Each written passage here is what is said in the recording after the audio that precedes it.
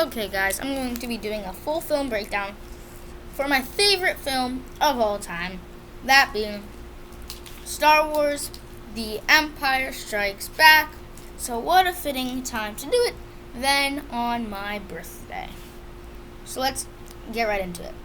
So, I love Hoth. Let's talk about it. I think Hoth is a unique planet because I'm also eating cheese stick at the same time. But it's just like kind of like the polar opposite. Polar, get it? Of, no pun intended, of Tatooine. You know, with it being cold, with it being, almost like a cold desert. Of sorts. And so I'd really appreciated that. I think it was a cool kind of setting. I think it like the story just starts right from the bat. Yeah. Because of the Wampa attack. And like as a kid, like that kind of scared me. And I love the creatures in Hoth. Like when you talk about the Wampa or the Tauntaun, and just starting off with our hero Luke, there's not a single ounce of fat in really any of these original Star Wars films, And then we got introduced to Han. And I also just remember the iconic imagery of the probe droid crashing into the kind of one of the blizzard, or one of the ice dunes, snow dunes, and the explosion. Really good effects for the 80s, really. And it has to be all practical or else just special effects and ingenuity to make this film work and come to life. Then you get introduced to Han. And Leia. And then has, some of my favorite scenes of this film is their confrontation, Han and Leia, in the hallway. I just remember, the iconic. And then he's like, Han. And then, Leia's chasing. It's like, Han. And then he's like, what? I want you to stay. And then he's like, something about, oh, you want me to stay because of the way you want to feel about me. He's like, what, Han? And he's like, you know. And he's like, yeah, what? You're a good pilot? No, that's not it. Keeps walking. Then they come back. And then they talk about stuff. It's just such a funny, iconic scene. It just great, just character moment. And just their chemistry of, kind of them despising each other but secretly loving each other at the same time was a cool kind of chemistry. And you're imagining things. Afraid they're gonna leave without giving you a goodbye kiss. And then, it's that, and then you're imagining things. Then Han starts walking, and it's like, I could use a goodbye kiss. Or no, I could use a good kiss. Keeps walking out. Figures out Luke's missing. Holds the iconically holding 3PO's mouth. Then goes in the Tauntaun. Your Tauntaun won't survive. We ran out of speeders. Then I'll see you in hell. It's just so many iconic moments. And we haven't got a single action sequence. It's just the dialogue, the funny humor mixed with just general iconic lines that all ultimately serve the story and the character development. And it's like the first kind of part of this film does not have to contribute to the entire story of the Rebels versus the Empire, but it doesn't matter. I think when you really look at Star Wars as a whole, the first acts, or the first kind of few minutes, the first 20 minutes-ish, are always standalone stories. Not really standalone stories, but kind of are stories that just let you explain where they are, in this place and time. New Hope, the droids scattering around Tatooine. This film, kind of saving Luke from the Wampas. But yeah, it still adds some story with figuring out he has to go to the Dagobah system. Return of the Jedi, saving Han and stuff. It's just, Star Wars has always kind of been that first act is pretty separate. But then obviously we get into the Battle of Hoth. And then I love Luke using the Force for the first time. Well, technically not the first time, but technically the first time using it to grab an object. Cuts off the Wampa's hand. I love, the Wampas are cool. I love Star Wars species where they can mix species that are in our world, but give it some unique Star Wars-y species feel. Well, I guess it looks like a bear. It looks like a polar bear, but it also looks like a Bigfoot. And it also looks like a Yeti, all in one. So it's a really cool character. Tauntauns are great, and all this is just from childhood nostalgia. And just rewatching it, the nostalgia is always still there. Then you got Luke struggling in the snow.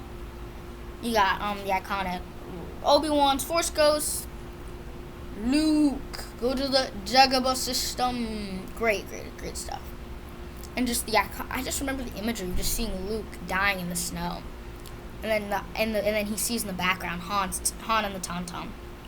Tauntaun dies, carries Luke, and then Han picks up the lightsaber and ignites it. And Han, being my favorite Star Wars character, that is a great shot. It's what I love about that scene is it's my favorite Star Wars character holding a lightsaber, doing a crazy thing, saying a great line. Sums up Han doing a crazy cool thing,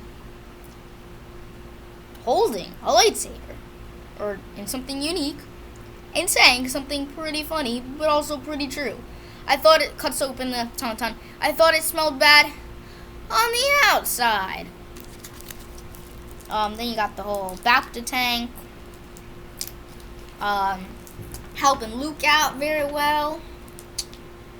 Then the whole you half-witted, scruffy-looking nerf herder. Who are you calling scruffy-looking? That's twice you owe ya. You almost look good enough to rip an ear off the Gundar. Then you got the infamous kiss. What do I think about the kiss? Obviously, it suggests incestual things, but obviously they don't mean that. Because like George Lucas was making it up as he goes along, and obviously compared to the whole Vader twist and then the brother-sister twist, obviously this makes a little bit less sense. But I mean, they didn't know. But does that change anything? You're not supposed to be at. I think the way I look about it, as Leia was never kissing Luke in the incentive that she was attracted to Luke. It was more of just to make Han jealous. And then Luke was just rubbing it into Han's face that he got a kiss. That's what I thought. So it was never like, I mean, I don't know. That's just like my way of covering the whole thing up because I love this film so much. But yeah, I could see how people, don't take this as well, the scene, but I can overlook it. It's like, okay, boo-hoo. Brother-sister kiss, not knowing their brother-sister, for reasons that I don't think, in hindsight, seem that they really wanted to kiss, in that sense that they love each other, in a kind of relationship way. I don't know. Didn't really bother me. Then, of course, the Battle of Hoth. Oh, so great. I mean, this came in 1980. AT-AT, who cares? Iconic things. I mean, like, tanks that look like elephants with, like, the size of a tower. Great. Those ships, those kind of snow speeders, ship, whatever, look really cool. The ground battle, shooting up on the things. And it's not like they made the Empire, like, in this film, the heroes lose. Tough freaking luck. Then you got the base collapsing. Oh, I forgot about a moment. Han and Chewie and Han blowing up the probe droid. That was cool. That was pretty cool. I love like the iconic imagery of like. I remember this part of that scene, and my favorite moment was like the imagery of like the probe droid shooting kind of the snow hill that Chewie was on. Then Han blows up the probe droid. Chewie gets up, and you just see the face of, like, the wind blowing Chewie's face with, like, snow all over it. I always remember that imagery. Really cool. But, yeah, the Battle of Hoth is great. Dak, even though he's such a small role, like, just Luke constantly saying Dak, and then he gets electrocuted. Then you got the whole thing where Luke connects himself to the walker, cuts it open, throws a bomb, gets off, the bomb explodes. Of course, you have the whole tripping the walker thing, obviously referenced back in Civil War, Captain America Civil War. And yeah, cool. Just like the ingenuity of defeating these big things, and like this idea of like a kind of a running theme of the series is kind of like underdog versus overdog. Kind of like David versus Goliath type story. That is very much present throughout. This kind of like the underdog versus overdog. You see it in New Hope with like it's like just Luke's one X-Men against 3 TIE fighters. Han comes in to save him, and the 2 of them are good enough. This film, these walkers are like like 20 feet tall, 10 feet tall. I don't know how tall they are, but they're all made out of metal. Their base is like literally backed up. They have nowhere to go. Really, the base is collapsing. And then you see it in Return of the Jedi with the Ewoks against the Stormtroopers. But we'll get to that in my Return of the Jedi full film breakdown. Okay, let's continue. Obviously, Battle of Hoth. I can't understate that. Can't overstate it enough. This sequence is just stunning visually. Like, the location's great. The AT-AT walkers are like, who create... Like, the thing about Star Wars that I think is crazy to me is, like, I can't imagine a world without Star Wars, but yet, like, my grandparents lived without Star Wars as a kid and all this stuff, and I can't imagine. Like, even though it's true, people lived without Star Wars, I just can't imagine it. And it was just such a iconic thing and part of pop culture that will always be there and is always magnificent and great. So I love that. Battle of Hoth, great. I also love, Han and Leia and 3PO and Chewie escaping the base. Because that was still kind of cool action of them the base is collapsing and they have to get out. I love the Imperial March playing as Vader and the snowtroopers march through the destroying base. The Falcon leaves. Of course, Never Tell Me the Odds. Great stuff. Vader's mad that they left. Luke goes to Dagobah. And then Dagobah's also great. The kind of this swampy land is I dig it up. I just like the vast kind of lands that Star Wars bring, where it never feels like you're not, because like sometimes films that take place across planets just feel like they take place across cities, but this never feels like that. You go from a completely freezing, desolate, cold, snowy desert type planet with snow and sand, snow instead of sand, very Arctic like. But then you go to kind of like a weird kind of swamp place, but it feels totally different. The creatures are different, the location's different. I love kind of like the trees and kind of like the swampy but also jungly feel. Then Yoda, I mean obviously Yoda's great. You're lucky you don't taste very good. Or I remember there's 2 versions. I remember one of them is that lucky you don't taste very good, Luke telling R2, and then you're lucky to get out of there. I think the new versions, you're lucky to get out of there, but I prefer the you're lucky you don't taste very good, because that's more comedic and good comedic lines in Star Wars. And it's not like it's comedy. It's just like good one-liners that are comedic. Yoda feels like turns around, points the gun at Yoda, like we're being watched. Yoda stealing the light, trolling with Luke, or R2 and Luke technically. The hut, that kind of little hut place, great. The rain and it's just like such like a unique feeling in Star Wars. Like it's just such different. But yet all the locations in this film, just the biggest compliment you can almost give is it just feels like Star Wars, and it does truly, and it truly is like one of the biggest compliments you could give, a film. But yeah, and then the whole Never Tell Me the Odds. Watch this. Watch what? Hyperdrive doesn't work. Into the asteroid field. I always remember that kind of shot of like the TIE fighter going in and hits the asteroid, boom, you see the potato in there. Um, so yeah, I think like the way they split it up with like Luke and R2, and then Han, Chewie, Leia, 3PO, great stuff.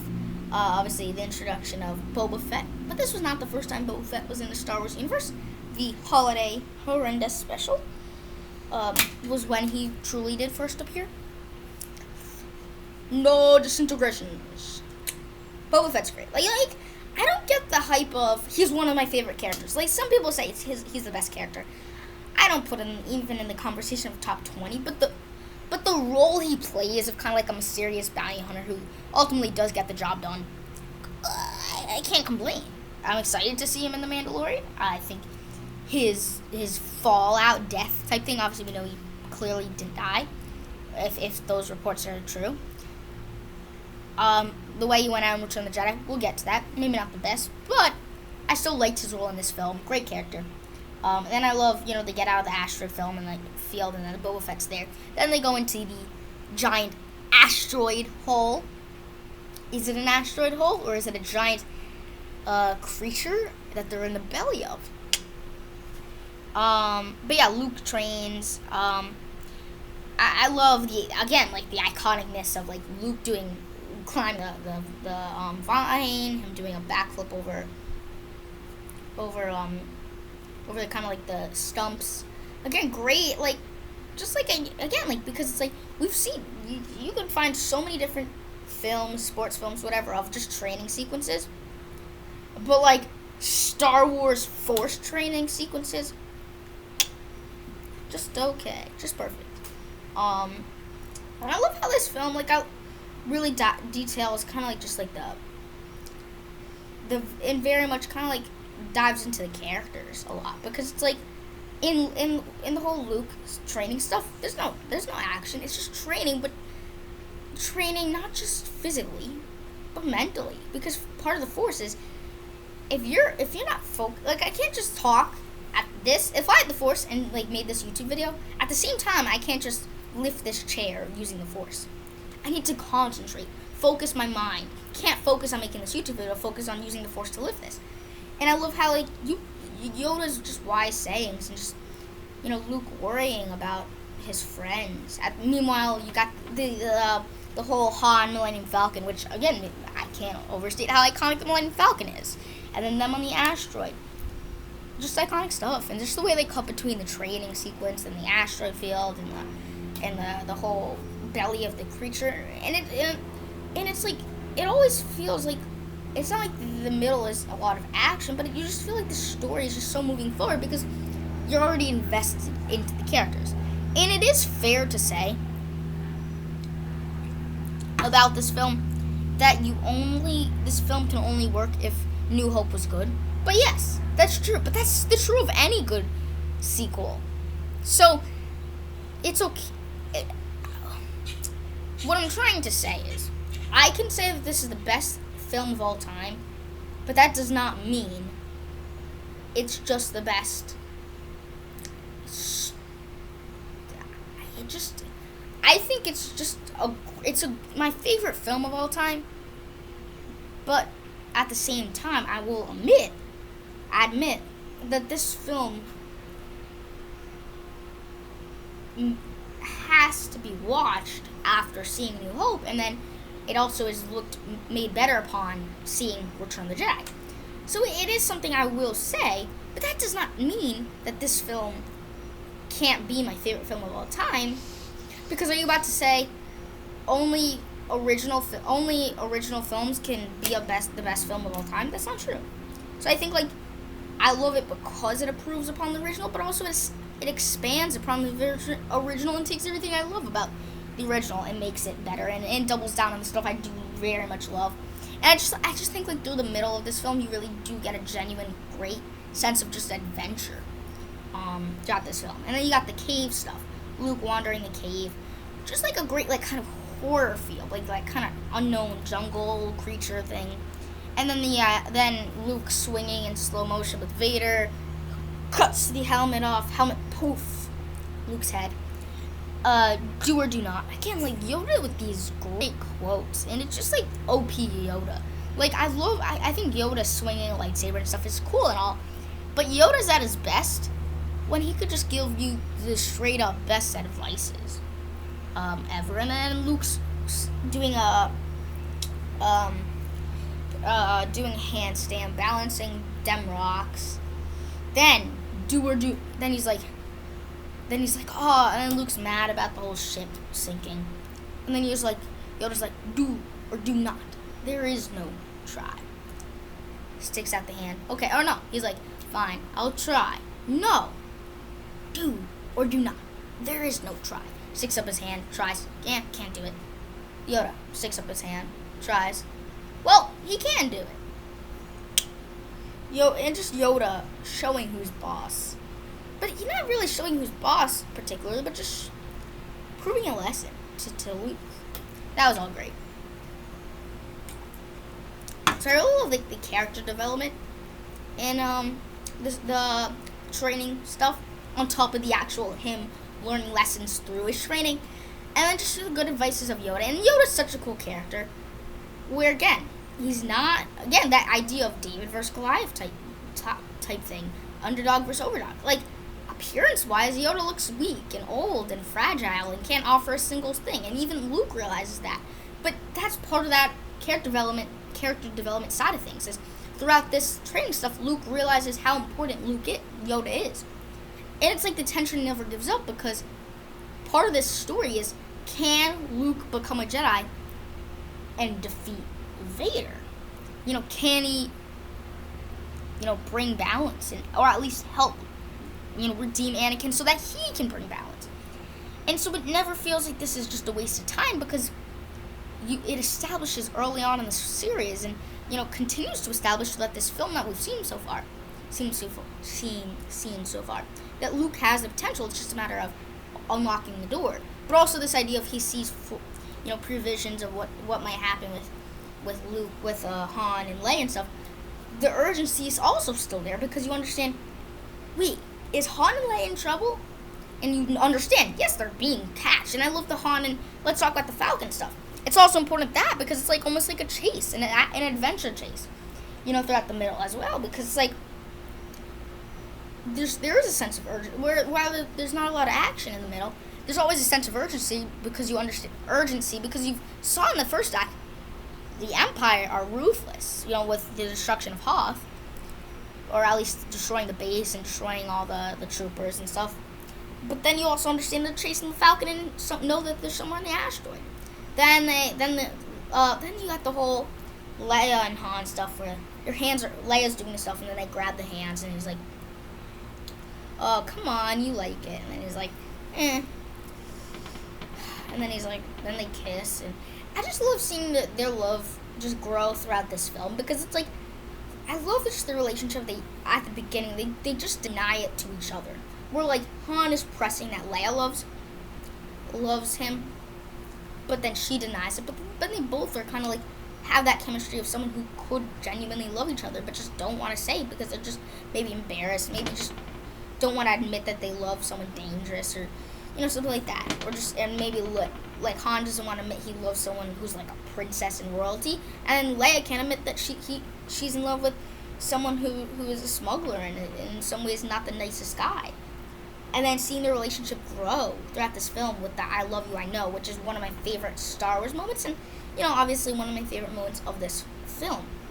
Then they go out. Then the whole Leia's there, then the shake, and then Leia falls on Han. Is like, "Wow, princess," and he's like, I always love how Han refers to her as "Your Highness," and I always thought that was funny, and it's funny because it's like, it was only till probably about Return of the Jedi when they started to really be on the same kind of great terms, and that was awesome. Then they shake, and then they see the monarchs, and then they go outside, and I love the whole the stomach thing, because of how just mysterious it is, and at the time you didn't know it was a stomach. And then they're like shaking, they have the cool kind of masks. Han shoots the monarch, realizes something suspicious about this land, shoots the ground, shakes. And then they go, and then that was some cool kind of mini action sequence, and that was all cool. Everything about this film is great. because like whether they're developing story, having a cool kind of sequence, having cool creatures, having cool characters. I mean, and even 3PO has some cool stuff to do. Even then, and then Han trying to fix the Falcon and get to go, and then they leave the thing. Some TIE fighters chase them, they outmaneuver them. Then they put themselves onto the Star Destroyer, kind of let the Star Destroyer move. Vader also killed a lot of people in this film, force choking. Force choked that mustache guy, force choked Needham, I think. So yeah. Vader wants him because he wants ultimately a lead on Luke. Then you have the whole throne room, or the whole Force hologram on the Emperor thing. I actually like that they replaced that other guy with Ian McDiarmid, because it made more sense. Because it's like I think the thing is why I think like nobody really talks about the Empire special editions changes, because the majority of them are good. Whether you talk about the outside landscapes of Cloud City, or you talk about this, replacing it with the Empire, or some like the Wampa stuff. So I think like while obviously it is a Star Wars special edition, so there is some stuff that did need to be added or changed, but also at the same time, I'm not complaining about a lot of the majority of the changes, except maybe like I mean. Like some of the 1997 change with like Luke screaming down the shaft. I mean some of the stuff, but they changed it for the 2011 one. But yeah, continuing on. Then they go on the genius idea of going to the air compactor. Then Han comes up with this idea of the Cloud City, of going to Cloud City. Then they go with the air compactor and they miss them. But Boba Fett is right behind them. Now, as far as how the Empire got there before Han, well, remember, Han didn't really have hyperdrive or hyperspace, so maybe for all we know, they could have, gone a route that used hyperdrive or hyperspace, So yeah. Then Luke realizes they're gone, leaves. I love seeing Obi-Wan's Force Ghost yet again. Again, so many great moments. I mean, I'm not gonna go in detail. I'm just going literally thing by thing because I don't know how to describe it. This film, other than just brilliant. And I love, the coloring and lighting, and like I said, the locations are great, and just detailing the characters, and like the fact that I really do remember shot by shot this whole film. Should tell you something about how just much I love this film and how it kind of has that sense of adventure of like them being chased by the Empire, Luke just learning what it means to be a Jedi, and just Yoda and his wise words and just there's so many iconic lines and dialogue in this film that, again, like I said, become iconic. And we're not even at Cloud City yet. And this kind of part of this film already seems like better than the original. Like if I just showed you like the first hour and a half of this film, you might already think it's better than the original. But we're not at Cloud City yet. Luke gets on the ship, and then Obi-Wan says, "That boy is our last hope." The red lights of the jet or the ship flare on to Yoda. There is another. I don't know how to do a good Yoda voice. Yoda's great. Yoda's a great character. I mean, this is like really the film where you get to introduce all the great side characters. Like besides Obi-Wan, you really get to detail the main cast in the first film. But here you get introduced to Yoda and now Lando. So yes, the Falcon goes on to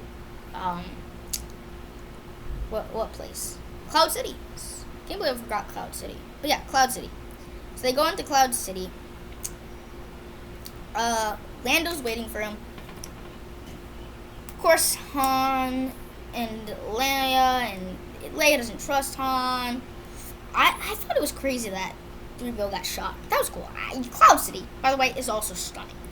Bespin, great location. Great location. Lando's great. Lando's just so charming and just so charismatic, but at the same time, he can be cunning and he can make some bold stuff go down and crazy stuff go down. And Yeah, and like I said, this film has already had so much heart and so much emotion to it already. And so many great moments, and I love like the asteroid field and the Dagobah stuff, and of course the Battle of Hoth is stunning and great, iconic action, great ingenuity, great teamwork of just seeing Star Wars, Wars in the Star.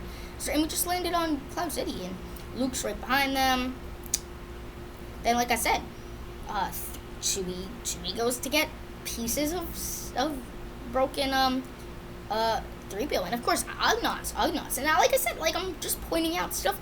Like it's hard for me to really critique about this film, or even just say what I think about the scene, because if I said every single scene, love that scene, love that scene, love that scene. This scene just has great, dialogue, great, developing Han and Leia's love, like the scene, right, like the scene with them in the kind of their room. I mean, I could talk about all day about just all this stuff I love about this film.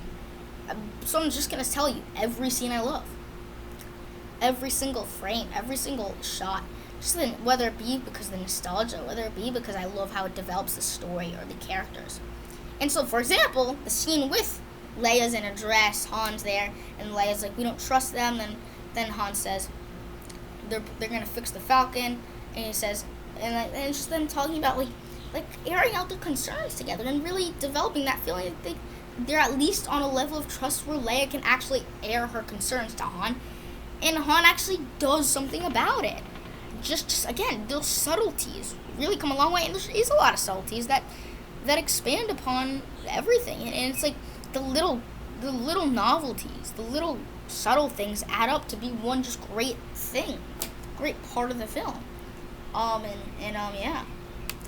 Then I love when they're walking down the hallway. They talk about the industrialization of Cloud City, and Lando looking great as always. I mean, I could say that. Lando's great. Lando is just great because he's not a bad guy in this film, but he just, you can understand where he's coming from. The Empire's going to threaten his land. He's not going to do it for just some guy he met on a mission. And yes, he was good friends with Han, but, at some point, every man would do the same thing. And so, yeah, and then I love when Han walks through the dinner room, sees Vader. Vader takes the gun.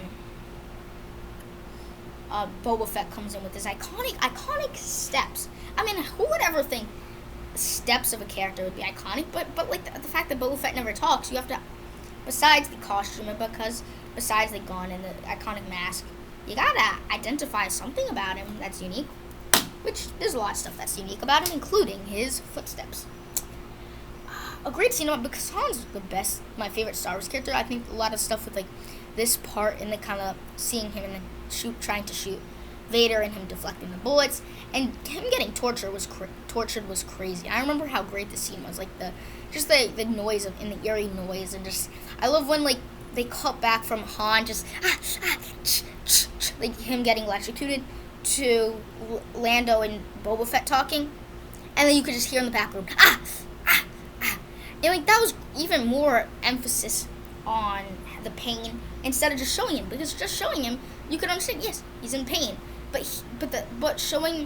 hearing it from afar really only emphasizes that he's in a lot of pain, that his screams can be heard from far down. Then he's in like his bed, he's all pain. Lando comes in, they kind of fight, throw a few punches. Lando exchanges that he wants Skywalker, and it is smart to kind of like carbon freeze Luke, because like what's the best kind of mixture between catching Luke, but Vader never wants to kill him.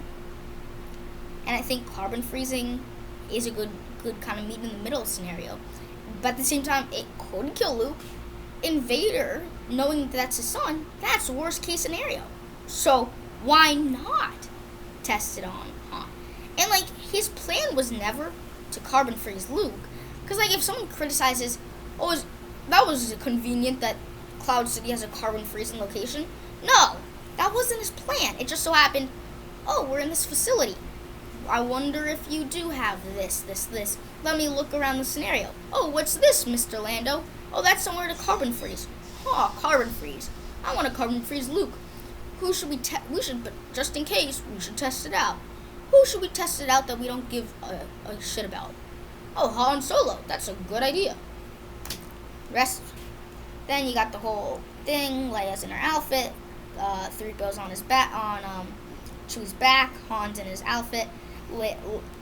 Chewie gets in a fight with these stormtroopers. And by the way, the whole carbon freeze room is great. I love like the orange lighting on the floor, but yet the vivid blue smoky background. And then Han's like, stop, Chewie, stop. They put on the handcuffs to Chewie. Save your strength. Promising me you'll protect the princess. And that just to me felt so great because like that, again, once again, expanding on the relationship of, Han is very much caring about the princess, where his biggest concern, based on what he tells Chewie, is Leia. And it is great to see the relationship of Han. When Han originally heard on the Death Star the plan was to save the princess, he didn't give a damn about that. And to kind of see almost a almost a, I guess just a half circle moment, because the full circle would be in Return of the Jedi, but kind of that midpoint in his career or in his relationship with Leia, where he's at the point where he really, truly does care about Leia. He won't explicitly say that, but just with telling Chewie, protect your strength. Promise me you'll keep the princess safe. Then the I love you, I know. Great just line of just establishing Han is like, he'll be honest. He'll be brutally honest. And even when you admit it's something, he won't. Because he's a smuggler. Or he's doing something heroic by trying at all costs to save Leia. And not making a hard time about being frozen in carbonite, as long as it means that Leia and Chewie will be safe. And that the fact that he was so willing to get the princess to safety. And just sticking around and saving Luke. So he's and just caring about his friends. And so you've seen the kind of heroic side of Han, but in this scene you very much capitalize on the fact that Han is not also always 24/7 the best of guys. And I love the I know part, because it is a callback to within this film of Han and Leia's exchange that I loved earlier in the film in Hoth. Luke comes on his X-Wing, Han gets frozen in carbonite. When I was younger, I was very much scared of the whole, the Ugnaughts are walking with him and Fro carbonite push the I don't know what to call it, the rectangle of the carbonite down, and that big thud. When I was younger, because I was exposed to these films very young, and so obviously there's moments of all these films that I was a little bit scared about, honestly. And that thud I was always scared about, because I was scared about loud noises. And in New Hope, I was scared of when Obi-Wan got killed. Not the fact that Obi-Wan got killed, but Luke screamed no. Again, loud noises I didn't really like, but now it's like, just a little thud. Luke comes,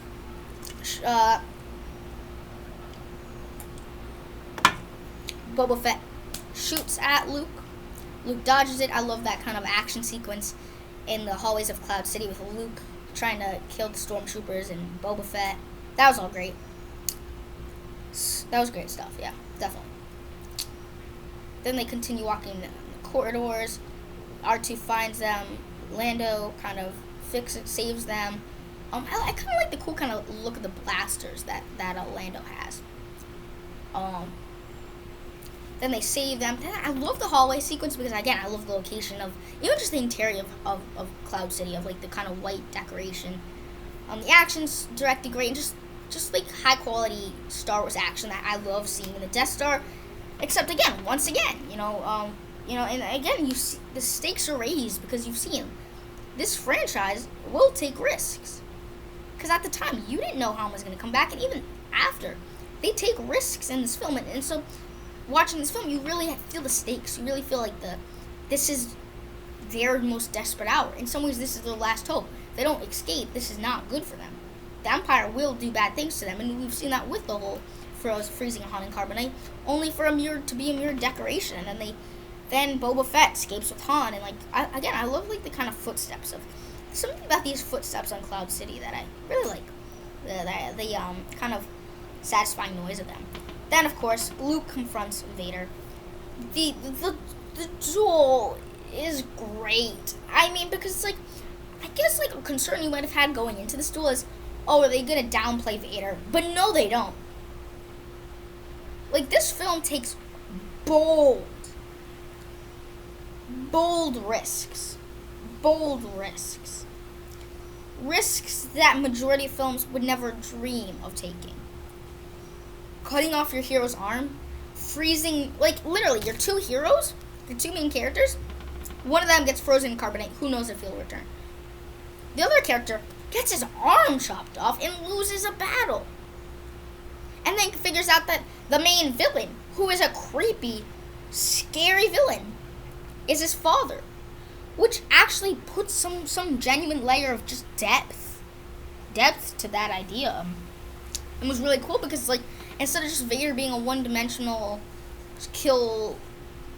conquer the universe type villain, you put depth as, on top of him being one of the greatest Force users, him just, in a general sense, having a connection to our hero makes whatever goes on in Return of the Jedi so more impactful, because instead of just wanting, I want Luke to kill this bitch, there's now a whole new development of, can Luke find the strength to kill his father?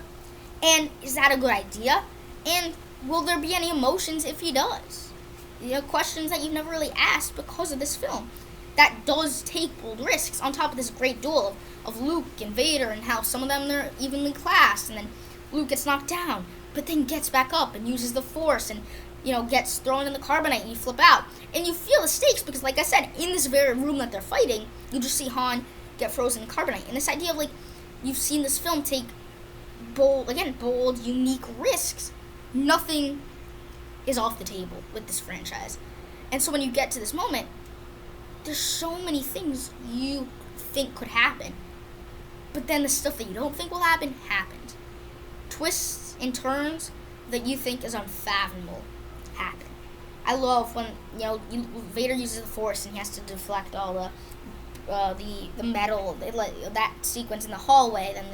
Then Leia and Luke Leia and Lando and Chewie get on the Falcon, and like this film's action when it comes to the final act doesn't give up to the very last moment, because now they're getting ready to leave. They're chased by TIE fighters. They kill the TIE fighters. They do kind of like that cool kind of flip maneuver where they go down under the cloud, then they go up, then they flip around, then Leia using the Force. That was definitely the Force.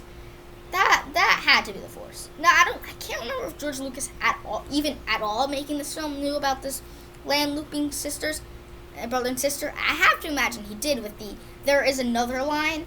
But anyways, what Leia's using the Force freaks out where Luke is. Ship flies to Luke, rescues Luke, who, by the way, figures out the twist. And his reaction of just screaming no doesn't come off as whiny, and it just comes off as that's a normal reaction when you think almost like a Sith terrorist whom you thought was the baddest, meanest, cruelest, but yet most villainous, and some of the most skillful Force users ever, but yet obviously, like I said, mean and terrible person is your father, who you don't even see his face, has weird, eerie breathing and voice, is now your father who just cut off your hand. It's almost, a doomsday scenario.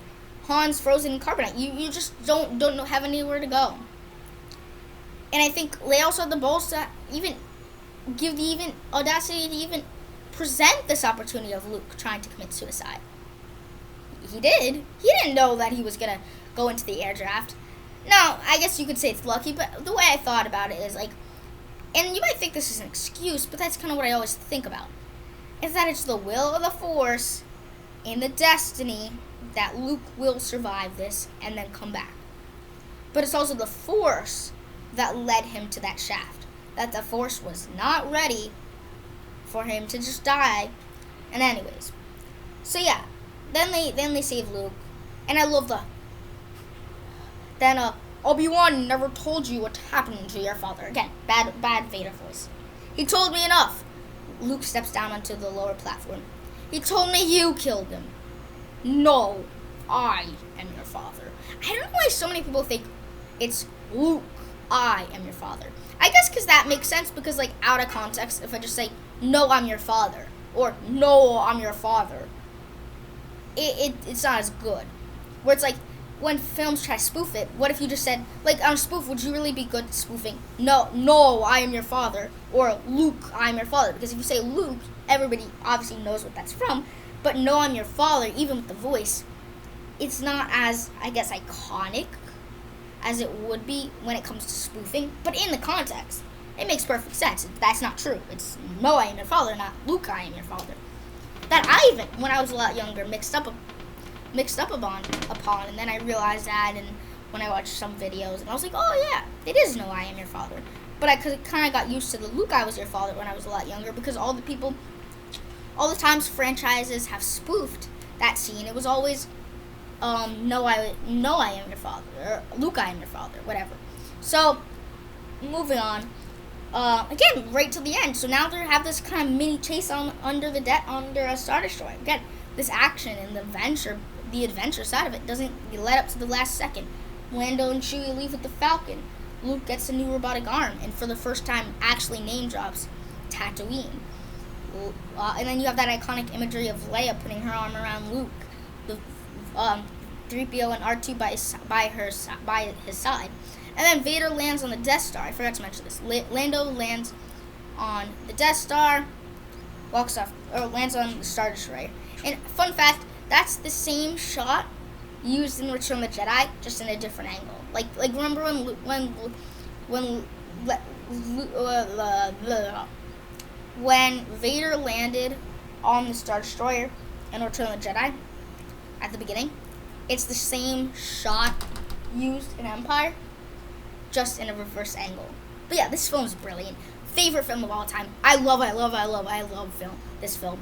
I cannot overstate that enough. I cannot overstate how great the action, the special effects, the story, the character, the one-liners, the comedy, the romance, the drama, the tension, the stakes, the bold twists and turns, the great locations, the great sets, the great imagery, the great messages, the great themes, the great setup for the next film, and just the great way they twist what we learned about the first film and on its head, and really makes this what I think, in my opinion, is the greatest film of all time.